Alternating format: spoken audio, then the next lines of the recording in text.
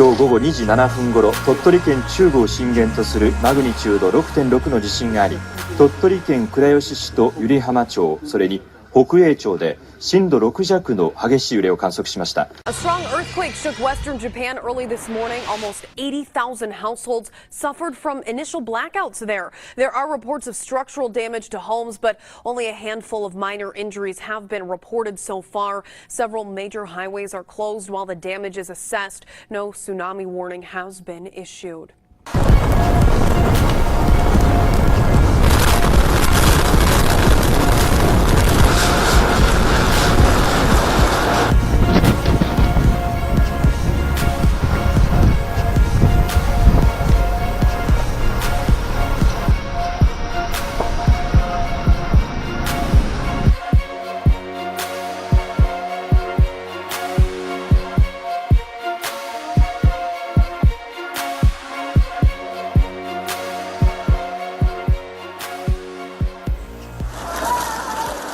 Typhoon Haima, measuring 8 out of 10 on the authorities' severe storm scale, shut down Hong Kong on Friday morning, closing schools, businesses, stock markets and offices.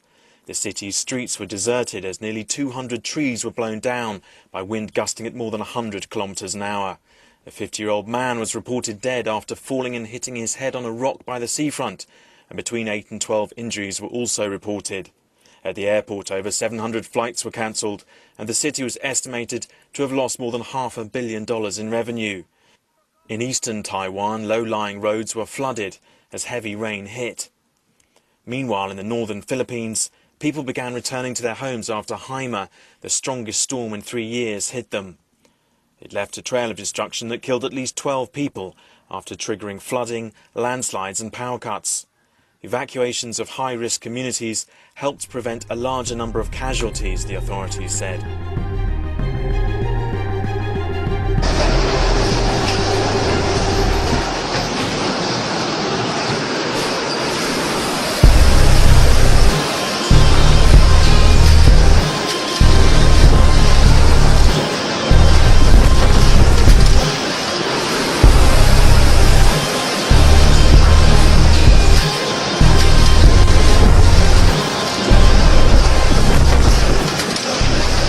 Continuing to follow some breaking news this afternoon, there was a second cyber attack that was hit the cloud-based internet company Dyn, which has impacted several major websites.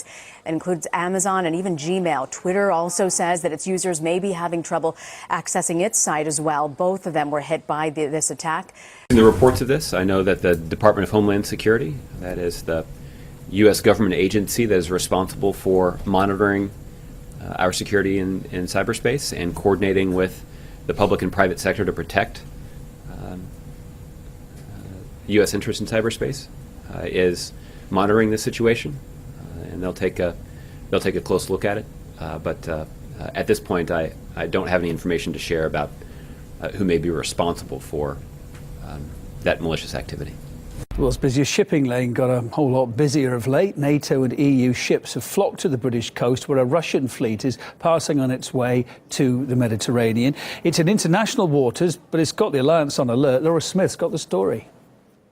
This flotilla of 8 ships headed by the Admiral Kuznetsov has headed down the eastern coast of the UK and, of course, into the English Channel, into the Dover Straits. The Norwegian Air Force filmed them when they were off the Shetland Islands. Those are some pretty great pictures. And then locals and media gathered to watch them in Dover. And, of course, they could see them off the coast because it's just 21 miles wide, that stretch of water. That was earlier on Friday. And, of course, they're being watched very closely by ships from the navies of a number of different countries. There's the UK's HMS Duncan, of course, which has been man-marking the flotilla, according to the Defence Secretary. The Norwegians, the Finnish, they all have ships in the area that are watching the progress of these destroyers, and several NATO vessels and planes as well. And in fact, the NATO chief, Jens Stoltenberg, came out with comments saying that the Russian Navy is free to operate. These are international waters, but that he does have concerns about where they're heading. Russia, of course, has the right to operate in international waters, and this is not the first time we've seen this carrier group being deployed in the Mediterranean. But what creates concern now is that this carrier group may be used to contribute to military operations in Syria and be used to increase attacks on Aleppo. That follows on from UK Defence Secretary's comments yesterday, Michael Fallon, about keeping Britain safe. And of course, the newspapers have carried on this theme on Friday. They're using language about these ships that's really notable. They talk about them lurking, marauding, invading. The Daily Mail has gone with "the Russians are here," and the Express says "Russian nuclear power on our doorstep." So this is really an ongoing thing in the media today. Despite a Russian ceasefire, the United Nations human rights chief has described Aleppo as a slaughterhouse, saying the siege and bombing of eastern districts amount to war crimes. He didn't specifically mention Russia, whose planes have supported the Syrian Air Force. In a video speech to the UN Human Rights Council in Geneva, he accused all parties of violating international law. Armed opposition groups continue to fire mortars and other projectiles into civilian neighborhoods of western Aleppo, but indiscriminate airstrikes across the eastern part of the city by government forces and their allies are responsible for the overwhelming majority of civilian casualties, and these violations constitute war crimes. Russia has announced an extension of its ceasefire until Saturday evening. It says the pause is to allow civilians and fighters who lay down their weapons to leave Aleppo. The foreign minister says he suspects the West wants to protect a Syrian militant group. Jabhat al-Nusra and other organizations that cooperate with them are sabotaging the UN efforts, backed by the Russian and Syrian governments, to set up humanitarian supplies in eastern Aleppo. The routes that such humanitarian aid can go through are being directly shelled. The UN said medical evacuations hadn't begun as hoped on Friday because of a lack of security guarantees and agreement with all sides. It wants to use the Russian pause in the bombing to evacuate the sick and wounded. Many people are understood to be reluctant to leave. A Fox News alert, and for the last hour and a half or so, officials in London have been dealing with the evacuation of London City Airport. It's a smaller airport, not as big as Heathrow or Gatwick, closer to downtown London. Officials say passengers started feeling ill. Many of them, as you can see, have stepped outside of the building, gone out onto the tarmac, and all of the flights in and out of London City Airport are being held right now. Some type of chemical spill or chemical fire and fumes making people sick is getting the blame. London authorities are warning travelers to expect long delays. We're told that at least 2 people have been hospitalized. Ambulance crews treated 26 people there at the scene for difficulty breathing. Weird situation. We don't know what is the cause of it yet. Some kind of chemical incident at London City Airport. When we get more information, we'll bring it to you live. A Russian hacker suspected of targeting the United States is being held this morning in the Czech Republic. The FBI helped Czech police take the man into custody 2 weeks ago, but the arrest was only revealed a few hours ago. The suspect was nabbed during a surprise raid at a hotel in Prague. Jeff Pegues has details of the investigation and what it could mean for U.S.-Russian relations. Jeff, good morning. Good morning. The Russian hacker now faces extradition to the U.S. He was picked up on October 5th during a joint operation by Czech police and the FBI after an Interpol red notice was issued for his arrest. The takedown was on videotape. The man appeared to be caught off guard as police moved in to make the arrest. Police say he fainted and was taken to a hospital for treatment. Authorities say he is connected to cyber attacks on the United States, but investigators have not offered any more specifics than that. Just 2 days after his arrest, the Obama administration blamed Russia for the cyber attack on Democratic Party officials that compromised emails.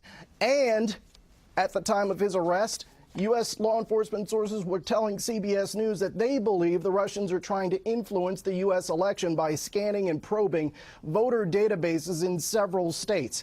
It is still unclear if the man taken into custody is connected to those cyber attacks, but the U.S. has vowed to respond to the attacks. An official told CBS News that the response would be proportional. I was inside of a building, yes, and we could see that it just looked like a heavy fog had just moved in, and then all at once you started smelling, and I was like, I asked my sister, I said, are you smelling, are you cleaning with bleach or something?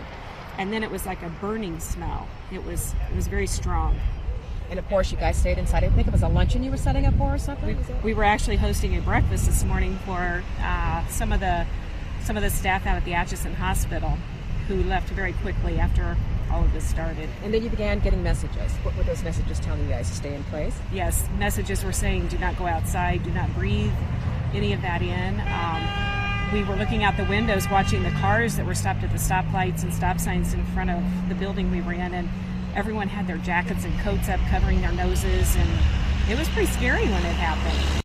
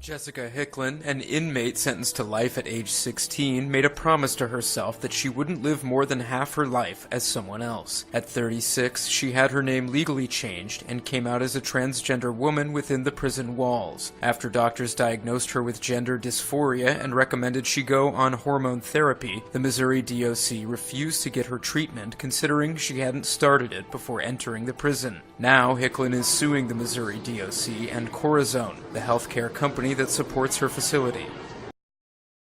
And to the first American killed in Iraq in this urgent effort to take out ISIS. Americans are backing up the Iraqis right now, and this evening, look at this.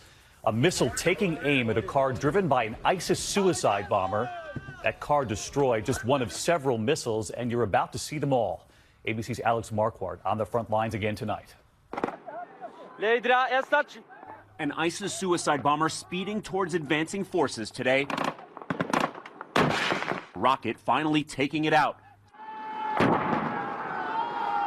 Then that second car bomb, the U.S.-backed Kurdish forces making the direct hit. Suicide bombers have been the go-to tactic of ISIS, dozens deployed. And tonight, possibly a new weapon. Drones, some armed with explosives. Kurdish forces spraying the sky and bringing one of them down. Today saw some of the fiercest fighting yet. U.S. soldiers assisting from the air and advising on the ground. Tonight mourning one of their own, that American service member killed by an IED. The commander of the U.S.-led coalition telling the BBC ISIS will likely use human shields. They are a very resilient and challenging foe. They're very adaptable. Very creative, cunning. We've seen all kinds of examples of that. David, we're learning tonight that this battle is playing out online as well. Britain, which is part of the coalition, saying that cyber warfare is being used against ISIS for the first time in this campaign. They came rolling up one by one, clowns visiting Mexico for their 21st Latin American convention. But this time round, it wasn't all jokes and smiles. "We're clowns, not killers," they chanted. They're worried about a recent trend of sinister clowns who are terrorizing the public. In Mexico, clubs of clown hunters are springing up on Facebook. These men caught one lurking in the northern city of Monterrey. But normal clowns are also being threatened. I don't think it's fair to hit someone who has nothing to do with the killer clowns. It's really affecting us. They're threatening us physically. They're killing us. There's a lot of stress in going out dressed like this. They told us people are now thinking twice before hiring them for events. But it's not all worry and strife.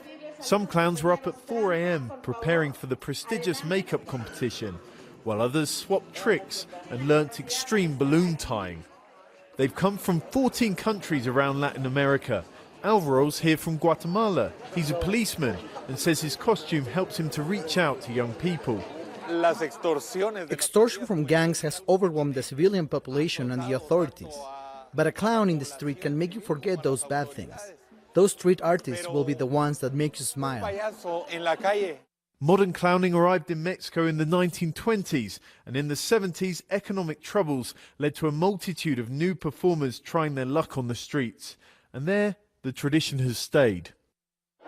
Clowning might have gone a bit out of fashion in other places, but here in Mexico, it's still a staple, not just at birthday parties and in the circus, but also it's very common to see clowns performing in the street and at traffic lights. After all the negative publicity, this is the face that Latin American clowns want to show the world. John Holman, Al Jazeera, Mexico City. There was a transient female walking down the 2900 block of Connie. She actually had a skull in her possession. It sounds like a story fit for Halloween. She actually had a skull in her possession. A call to police on Wednesday that is now a death investigation. A call like this is not something that happens every day, and we hope we can get down to the bottom of what caused this person to become deceased. Officers confronted the woman at this abandoned house on Connie Drive where their investigation began. She brought the officers to the area where she located the skull. A couple of blocks down to Crosby Way at an abandoned homeless encampment. Detectives, officers, and crime scene technicians spent several hours between Wednesday afternoon and today combing the area for clues. And when the officers went out there, they located a decomposed body. This is their spot. Philip lives in a house next to the encampment where he says the homeless woman he called Victoria has lived for years. He pointed to the exact location where the body was discovered a few feet from her stuff. Right there. Right past those bushes right there you see? Yes. Okay, to the right back there. This guy's house is also next to the encampment. He smelled something foul, thinking it was a dead cat. I walked back there, I said, damn, what the hell was the smell? It made me sick to my stomach, so I turned my eyes around and came on back up here. Here's one for the road. A South Carolina man couldn't believe his eyes when he looked up and he saw an angel. Yes. Look at this cloud in the sky. Is that not an angel or Corey what? Heron took out his phone saying that he felt compelled to share what he was seeing. It is now going viral. Not only that, he says that it was a sign that came at the perfect time because he was struggling with his spirituality. God was telling him. This is awful. It's also not something you see every day, and thankfully, because it is exactly what it appears to be, a chimpanzee who has become the main attraction at Pyongyang Central Zoo. It's a 19-year-old female. She is named Azalea, and she lights and then smokes cigarettes, all on her own. And thankfully, the zoo trainer in question actually tosses the chimpanzee a lighter so that she can start smoking, which is amazing, right? Officials claim that she smokes about a pack a day. They insist that she doesn't inhale, so hey, I suppose that makes it okay.